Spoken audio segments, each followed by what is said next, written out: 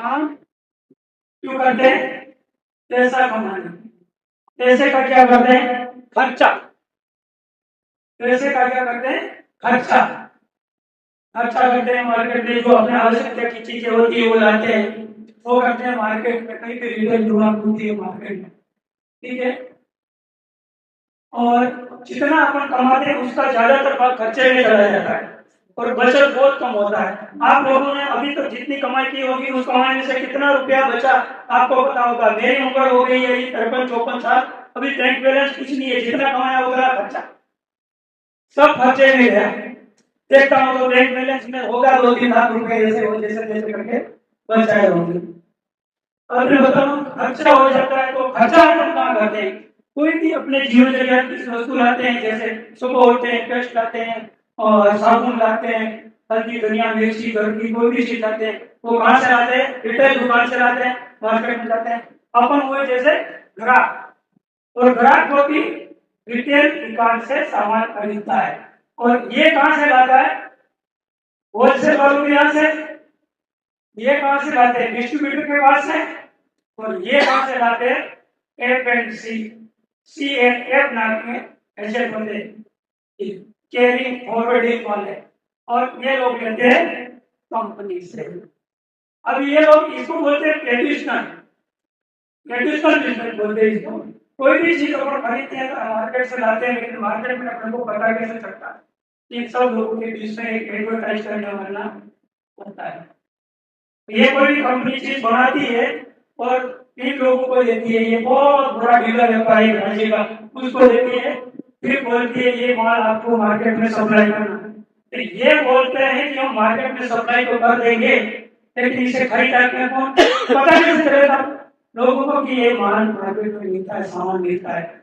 इन्होंने बोला कि ये सारी जवाबदारी मेरी रहती कि ये कैसे जाएगा मार्केट में।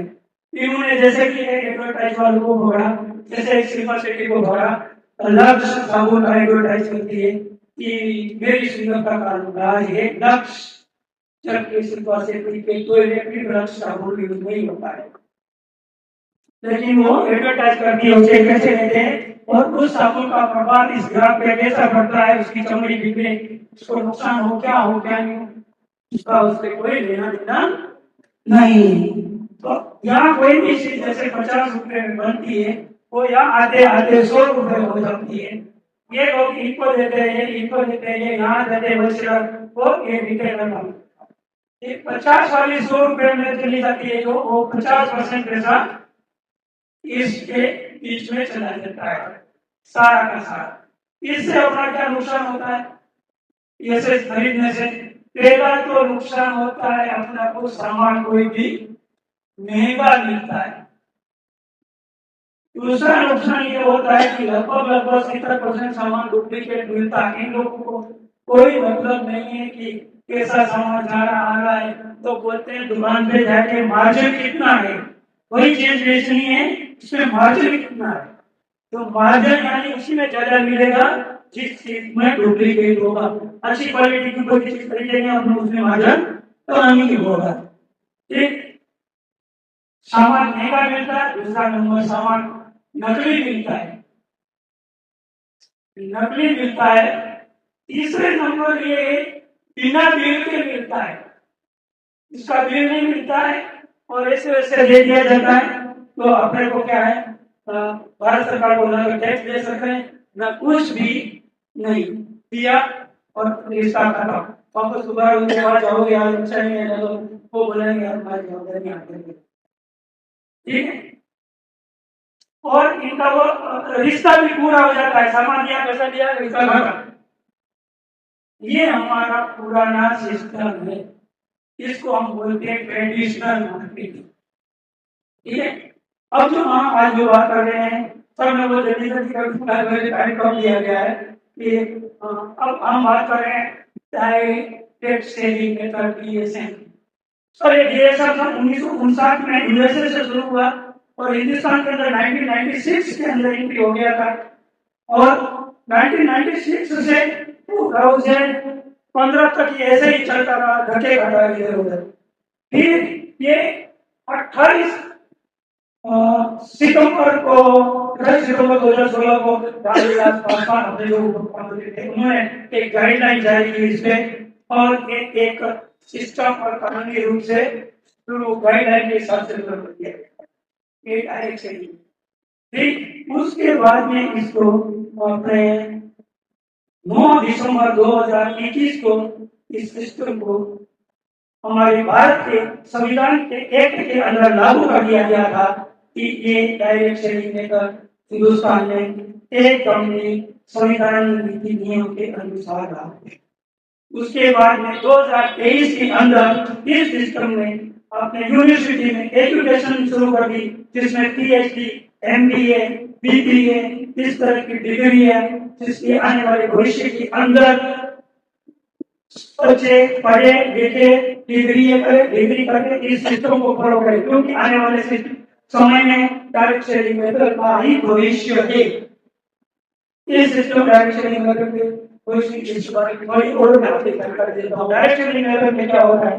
डायरेक्ट सेलिंग मेथड में यही सिस्टम है कि जैसे ही आपकी कंपनी है और इस कंपनी से कस्टमर है इन सब लोगों को हटा दिया गया फिर इनको कंपनी और कस्टमर को मिला दिए दोनों को मिला दिए और इसमें जो 50% पैसे जो इसमें जाते थे वो 50% पैसे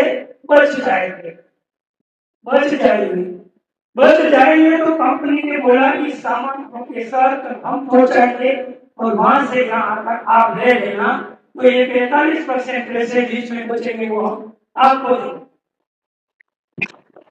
देंगे और 43% पैसे आपको दे देंगे और इसमें ये पैसे देने के लिए उन्होंने सिस्टम जारी किया कोई भी व्यक्ति जो इनसे से लेता है जिसकी आईडी बनी हुई है उसका एक रेफरेंस लेते उनके कोड नंबर ऐसे कोड नंबर से अपना केवाईसी लेते और केवाईसी लेने के बाद में 2000 रुपए की परचेजिंग करते हैं तो अपनी केवाईसी एक्टिवेट करने के लिए और वो फिर अपना फायदा ले सकते हैं।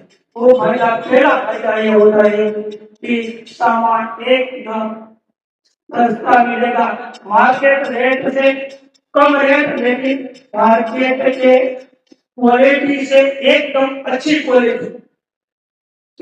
दूसरी चीज ये है कि आपको 10 से 20% तक की पहले ही दिन में छूट मिलेगी।